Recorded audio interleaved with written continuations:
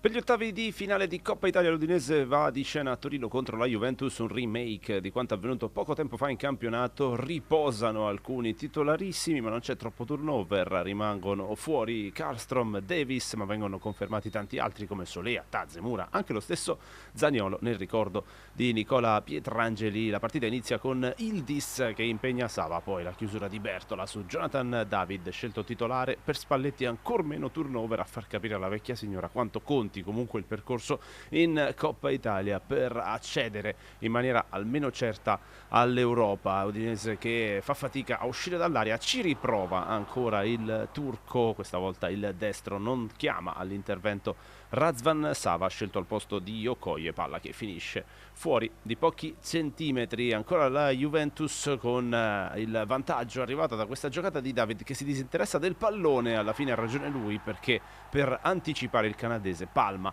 mette nella propria porta il cross di McKennie. La desolazione di Matteo Palma, sfortunato comunque a trovare quel tocco di punta su una prima deviazione di Sole sul cross basso di McKennie. Eccolo qua il tocco del classe 2008 che anticipa David e fa secco Sava. La Juventus si galvanizza, trova il 2-0 con lo stesso numero 30, però arriva la segnalazione di Forno per un fuorigioco che verrà anche discusso per come viene tirata la linea. Ci affidiamo alle immagini del South, fuorigioco semi-automatico con David davanti. E poi Zaniolo, la prima fiammata del numero 10, mette i brividi a Di Gregorio che torna titolare dopo i problemi fisici dell'ultima partita di campionato dove ha giocato Perin, però è soltanto una fiammata estemporanea con l'Udinese che cede nuovamente il pallino del gioco alla Juventus. Yildiz cerca il gran gol, serata sfortunata per lui dal punto di vista della conclusione, palla che esce anche di più di quanto sembrava